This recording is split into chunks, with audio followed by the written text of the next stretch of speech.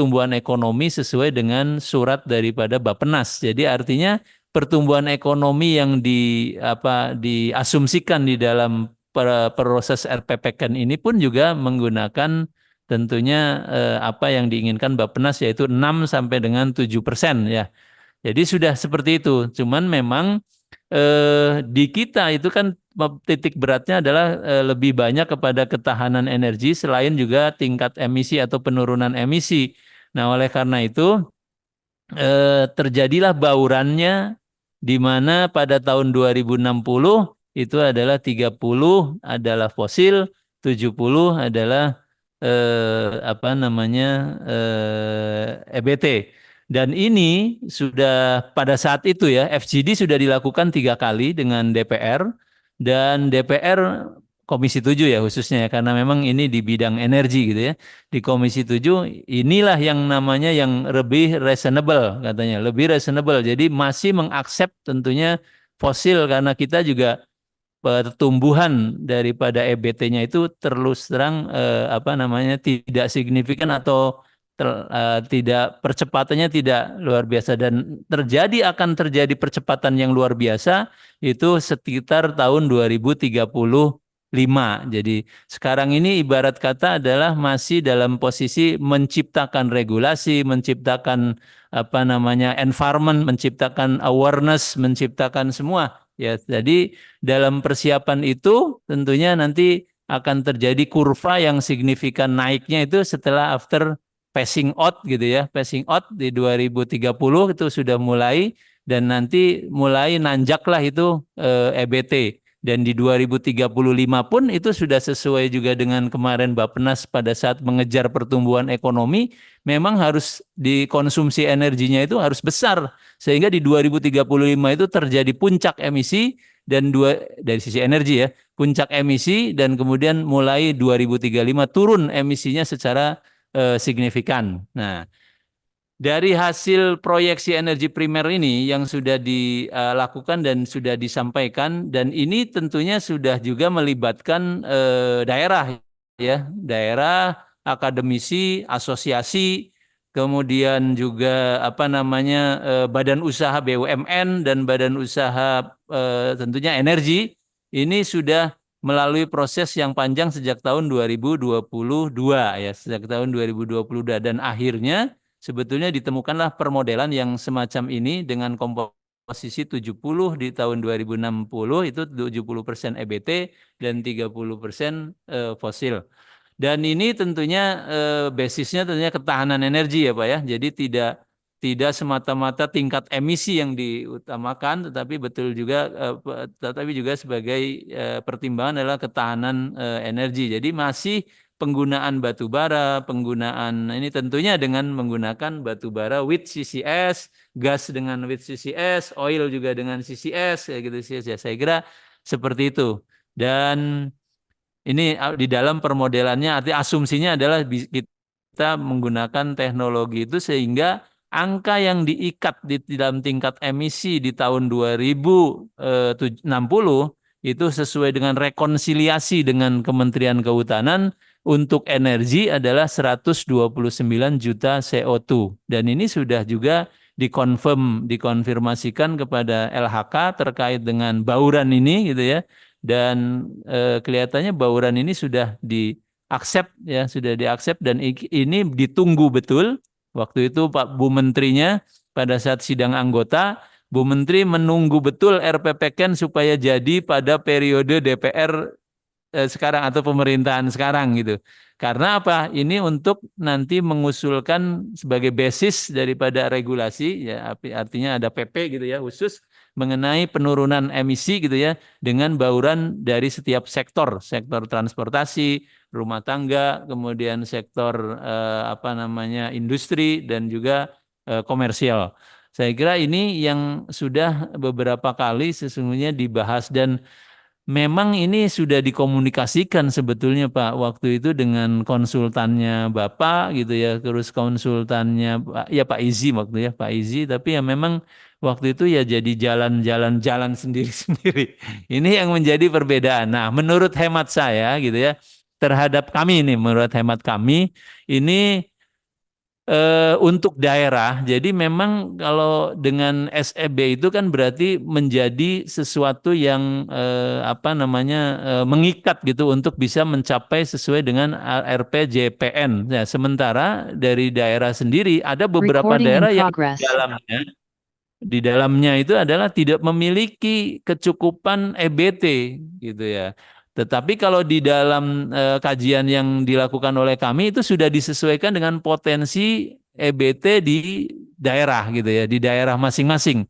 Sehingga nanti porsinya pun juga tidak seperti dipukul atau dipukul rata ya, tetapi dia based on potensi dan apa EBT di daerahnya di provinsinya masing-masing. Dan kami juga sudah lakukan sosialisasi tentang RPP ini ya di dalam difasilitasi tentunya oleh ada ada apa namanya IESR, Sinar dan beberapa kali lah dengan pemerintah daerah. Lah kalau ini katanya ini sih masih bisa memungkinkan untuk diaksep katanya gitu. Perencanaan ini masih bisa untuk diimplementasikan lah kayak gitu berdasarkan komentar dari Kadis. Nah, tolong Pak sampaikan terhadap Bappenas di dalam RPJPN ini terlalu tinggi kayak gitu. Ada yang mengatakan seperti itu, Pak. Jadi terlalu tinggi. Jadi kita kan pada intinya adalah pertumbuhan ekonomi tercapai, kemudian juga sama-sama, kemudian apa pertumbuhan ekonomi yang digagas 6 sampai 7% juga tercapai ya karena sama ya seperti itu. Nah, saya kira ini memang perlu apa ya mungkin tim ya. Tim apa sih namanya permodelan ya mungkin untuk duduk bersama ya barangkali nanti dari tim kami dari ITB gitu ya Bu Gelang dan Bu ini ikut juga berpartisipasi di dalam diskusi sehingga Pak maksud saya mungkin angka afirmatif tadi yang sudah disampaikan oleh Bapak itu ya menjadi fleksibel dalam artian ya daerah silahkan aja misalnya mengikuti ini semampunya ternyata dia hanya memiliki bauran seperti can gitu kan ya nggak apa-apa kayak gitu ini sama juga untuk mencapai net zero emission gitu kan kayak gitu sehingga mereka yang sekarang sedang melakukan perubahan perubahan ruwet ya di daerah ini tidak gampang dan menjadi sulit akhirnya tidak dikerjakan untuk mencapai angka yang terlalu tinggi gitu nah mendingan dikerjakan aja sesuai dengan misalnya Ken atau ya kalau ada daerah yang memang bisa mencapai seperti kayak yang di RPJPN ya itu bagus kalau potensinya memang ada. Jadi saya kira ini tapi secara nasional kita dari agregasi daerah itu dikumpulkan menjadi RUEN dan RUEN tentunya sesuai dengan Ken yang sudah terpampang di dalam bauran EBT ini. Dan insya Allah ini nanti tanggal 19 sampai tanggal 20 akan apa raker gitu ya di DPR dan mungkin harapannya sih kita bisa diketok bahwa bauran ini bisa disetujui gitu ya di dalam RPE. Jadi kayaknya cepet-cepetan ini Pak. Tapi saya kira tidak harus juga seperti itu bercepet-cepetan, tetapi intinya adalah diberikan keleluasaan kepada daerah dan disesuaikan dengan potensi EBT, dimaksimumkan EBT-nya gitu ya. Sampai sejauh mana EBT itu dimaksimumkan di provinsi sehingga mencapai apakah dia sesuai dengan KEN ini RPP KEN atau sesuai dengan RPJPN. Kalau syukur-syukur bisa sesuai dengan RPJPN. Tapi sesuai PPKN pun juga sesungguhnya sudah memenuhi kriteria pertumbuhan ekonomi, net zero emission, kemudian juga ketahanan energi. Jadi saya kira demikian. Makasih. Bisa Baik. saya sedikit kasih tambahan Pak Musri. Silakan Pak Iya, Yaya, iya. Bu Dina. Gini Pak Musri, jadi apa RPJPN itu adalah rancangan akhir. Jadi artinya belum menjadi sesuatu acuan yang harus dipedomani. Ya, jadi belum Pak. Jadi belum sesuatu yang harus dipedomani gitu. Jadi karena dia merupakan rancangan, jadi masih bisa dirubah Pak.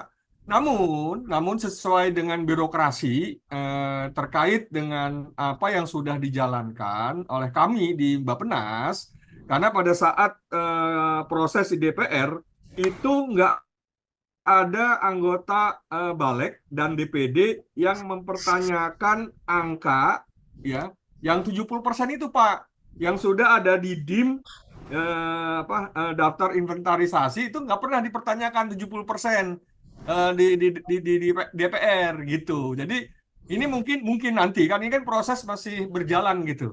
Berjalan, nah mungkin nanti saya yakin nanti Den itu akan dipanggil oleh mereka terkait dengan angka-angka ini, khususnya angka terkait dengan bauran dan angka terkait dengan intensitas energi primer ya. Karena ada dua terkait dengan energi. Energi, bukan, sorry. Yang nomor dua itu indeks ketahanan energi. Ya. Jadi ada dua, bauran energi dan indeks ketahanan energi. Gitu. Jadi intinya bahwa RPJPN itu bukan sesuatu yang harus dipedomani karena dia belum menjadi undang-undang, Pak. Gitu. Jadi masih sifatnya draft. Begitupun dengan RPPKN masih sifatnya draft. Cuman kan ini kita diskusi di sini bagaimana kita mempersamakan angka dari pemerintah pusat, gitu, supaya sama. Tapi masalahnya nih, RPJPN itu sudah di DPR. Jadi kita nunggu dari proses konsultasi antara DPR dengan pemerintah pusat nanti. Ya, mungkin nanti disitulah dirubah Pak Yunus. Jadi sebenarnya daerah juga kan masih proses raperda dan SEB itu adalah acuan.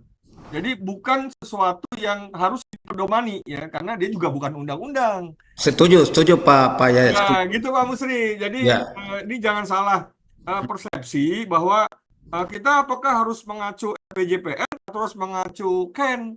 Ya, karena dua-duanya juga belum menjadi acuan sebenarnya. Gitu. Namun permasalahannya kondisi saat ini yaitu tadi satu udah di DPR, kemudian yang untuk RPJPD itu sudah menjadi raperda. Karena Agustus ini sesuai dengan jadwal semua RPJPD provinsi harus sudah menjadi raperda sesuai dengan jadwal. Terima kasih Pak. Oke, baik Pak Yahya. Baik Pak Yahya. Jadi saya sudah cek di websitenya DPR. Jadi posisi RUU RPJPN 2025-2045 itu masih di pembicaraan tingkat 1, Pak. Jadi masih membuka ruang untuk adjustment dari naskah DIM yang sedang dirapatkan antara pemerintah dan Komite 4 DPD RI. Nah, tadi Bapak menyarankan bahwa kita perlu ada angka yang disepakati di tingkat pusat. Nah, bisa saja setelah nanti masa sidang dibuka, kita bisa mengusulkan kepada DPD RI dalam hal ini sebagai inisiatifnya, itu membuka DIM lagi dan mengikutsertakan kita dari DEN untuk bisa menyepakati angka-angka yang ada di DIM tersebut. Jadi masih ada ruang diskusi nih Pak, karena masih dalam pembicaraan tingkat 1. Demikian Pak. Betul, Bu. Budina. Betul. Ya, Ada ruang untuk angka yang berubah. Silakan Pak. baik. Terima kasih. Terima kasih Budina. Ibu sekalian, Assalamualaikum warahmatullahi wabarakatuh. Setelah menyimak pembicaraan yang ada ya, jadi ada dua target nih. Target yang sesuai dengan RPJPN dan RPPK. Sama-sama duanya rancangan semua. Hanya saja target di RPJPN itu lebih tinggi ya, lebih tinggi daripada apa yang ada di RPPK gitu. Merubah itu juga ya, semua prosesnya itu tidak seperti membalikkan tangan. Tidak membalikkan tangan. Hanya ada dua cara. Cuma saya nanti akan pilih cara yang kedua. Yang pertama adalah kita bawa masalah ini ke sidang anggota, ya, dengan anggota nanti.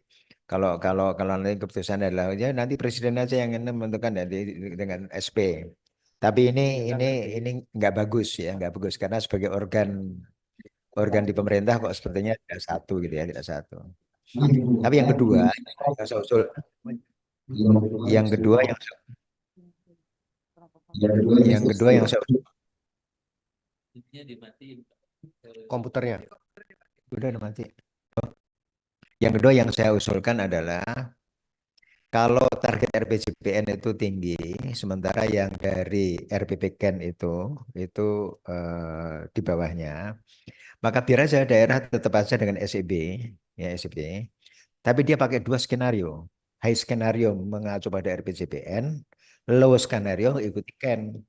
Manapun yang masuk itu akan memenuhi semua dari perencanaan. Dengan demikian akan memudahkan bagi bagi sisi perencanaan dari Bappenas sendiri dan juga bagi DEN juga.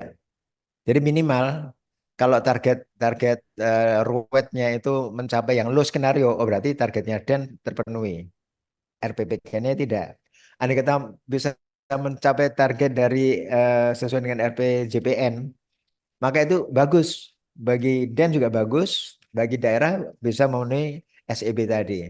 Jadi saya mungkin lebih sederhana begitu. Terima kasih Bu Dina dan Bapak Ibu sekalian. Menambahkan. Jadi begini ya, di dalam konsep kan DEN ini sudah mempunyai dasar-dasar untuk pemodelan di dalam transisi energi untuk mencapai net zero emisi di 2060. Nah, itu dasarnya kan high skenario sama low skenario itu kan dasarnya bukan ini targetnya DEN atau ini RPJPN, tapi dasarnya itu kan pertumbuhan ekonomi. Kira-kira begitu Pak Yunus ya. Nah, jadi nggak bisa kita merubah. Ini mohon maaf Pak Asdi. Tetapi untuk menyikapi hal ini, tadi saya melihat Pak Yahya juga di sana sudah menyatakan membuka ruang. Tadi Bu Dina juga sudah menyampaikan bahwa RPJPN itu kan masih dalam bahasan tingkat pertama. Jadi, nah kalau saya boleh mengusulkan, juga disampaikan oleh Pak Yunus ya, bahwa saat ini kita ini kan masih dalam fase-fase terakhir untuk mendapatkan persetujuan DPR yang kemudian menerbitkan KEN oleh Presiden.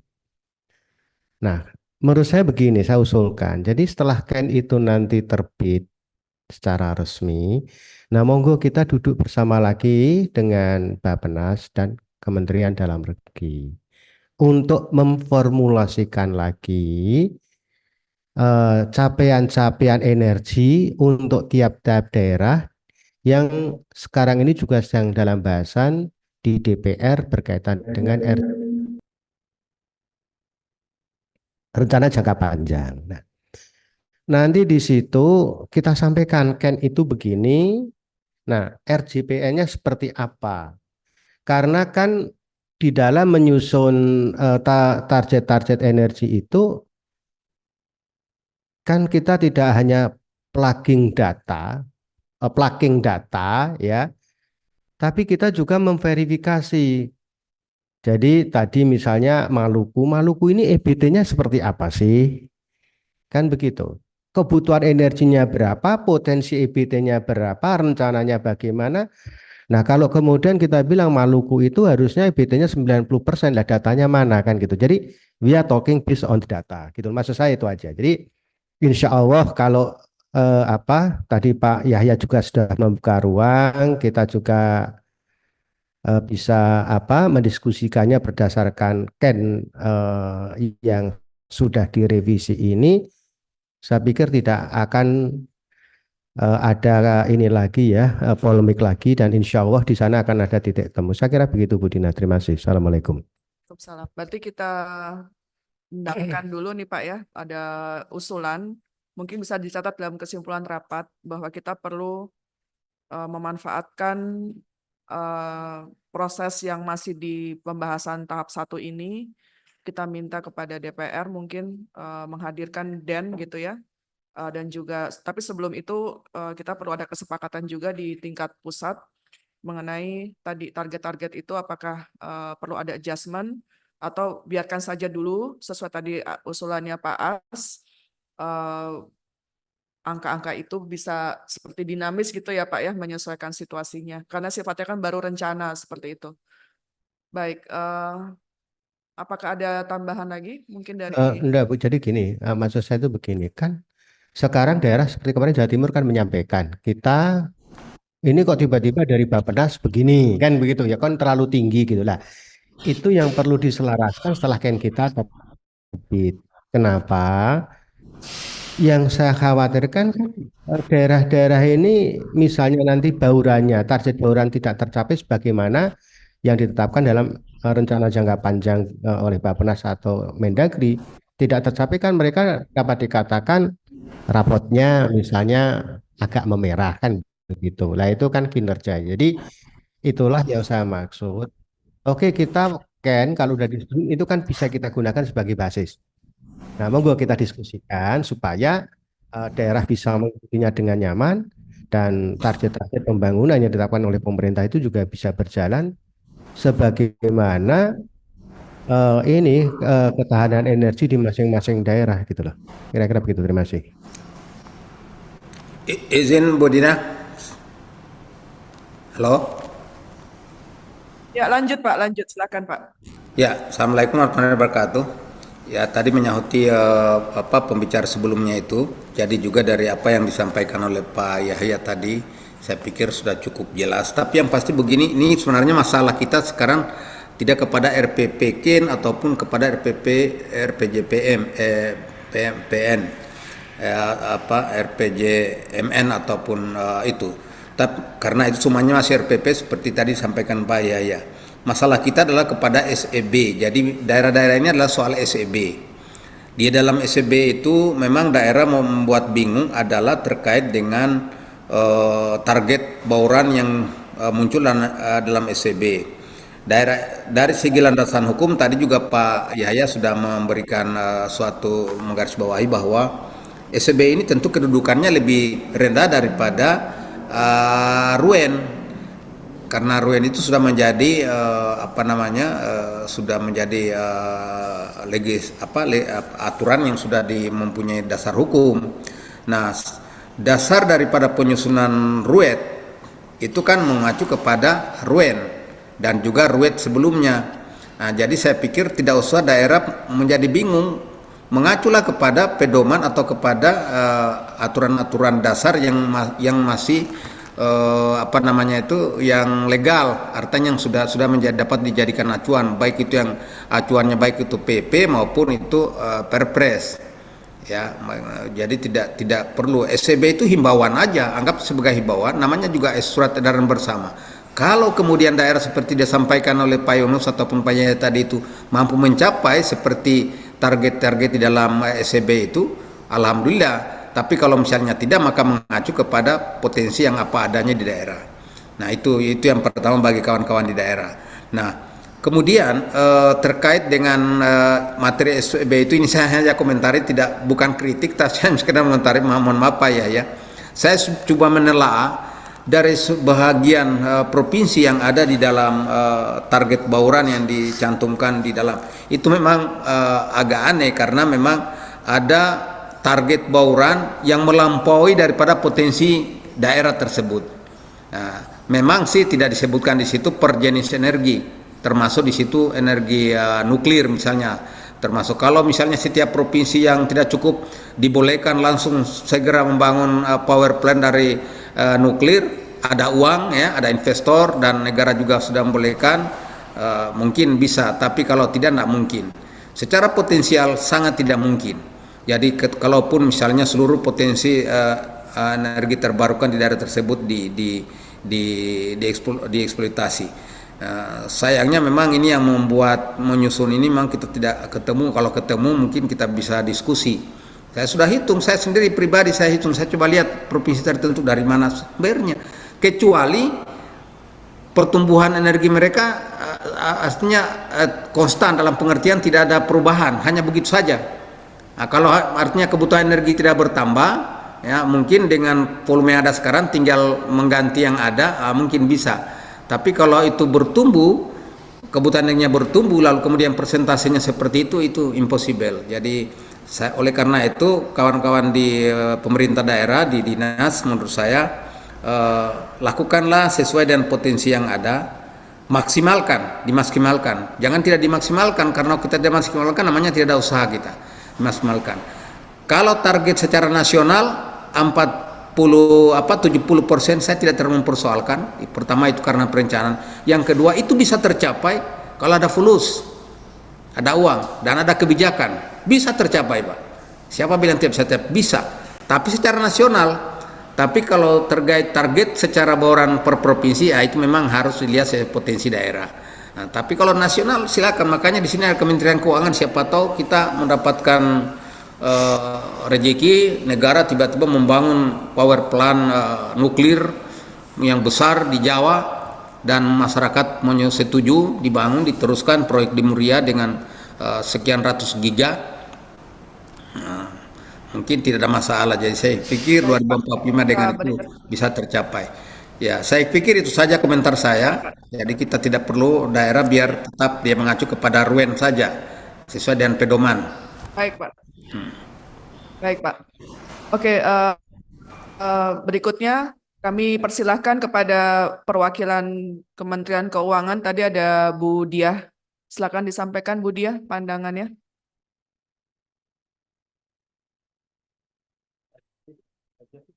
Bu Diah dari Kementerian Keuangan Lagi di Kemenko. atau dari Ditjen Perkebunan.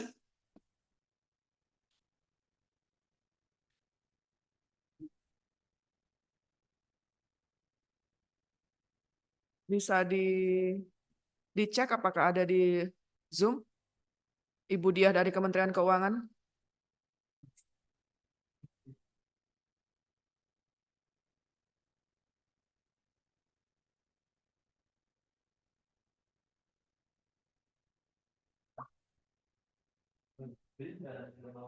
Oke, silakan dari BRIN datang offline. Silakan disampaikan pendapatnya. Ya. Kita fokus di SEB ya Pak ya. Surat edaran. Saya itu kan ini rapat yang sudah beberapa kali, kebetulan saya itu baru datang sekali ini. Jadi nggak tahu sebelum